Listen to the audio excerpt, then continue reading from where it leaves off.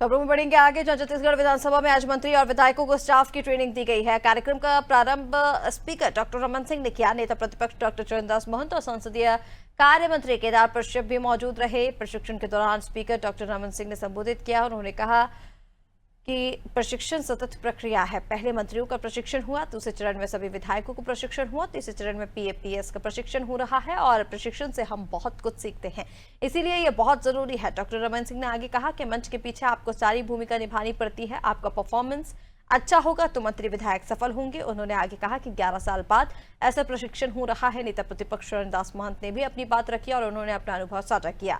उन्होंने कहा कि पीए और पीएस अगर हमको अंधेरे में रखें तो कई काम गलत भी हो सकते हैं, उनका सहयोग जरूरी होता है। विधायक को सक्रियता दिखाना चाहिए। विधायक को अपने क्षेत्र के एक एक काम के बारे में जानकारी होनी चाहिए।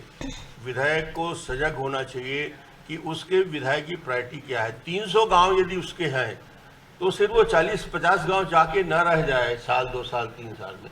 वो 300 गांव की चिंता नक्शे में निशान लगा के रखना चाहिए कि मैं ये क्षेत्र जा चुका हूँ, ये काम प्रायोरिटी है इस क्षेत्र के बारे में, उसमें से आधे कर चुका हूँ, आधे मुझे करना है या उसकी शुरुआत में कर चुका हूँ। छोटे छोटे काम से बड़े बड़े रिजल्ट आ जाते हैं। एक छोटा सा कंक्रीट रोड पूरे गांव को प्रसन्न कर देता है। एक सिंचाई की योजना से उस पूरे क्षेत्र में परिवर्तन आ जाता है। इसका अध्ययन करके विधायक को सक्रियता के साथ काम करना चाहिए।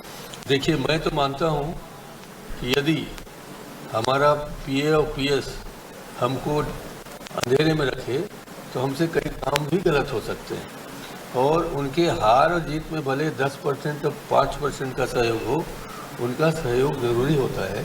इसलिए मैं डायरेक्ट उनको आरोप तो नहीं लगा रहा हूँ, मगर उनकी भूमिका कितनी महत्वपूर्ण है ये बताना चाहता हूँ।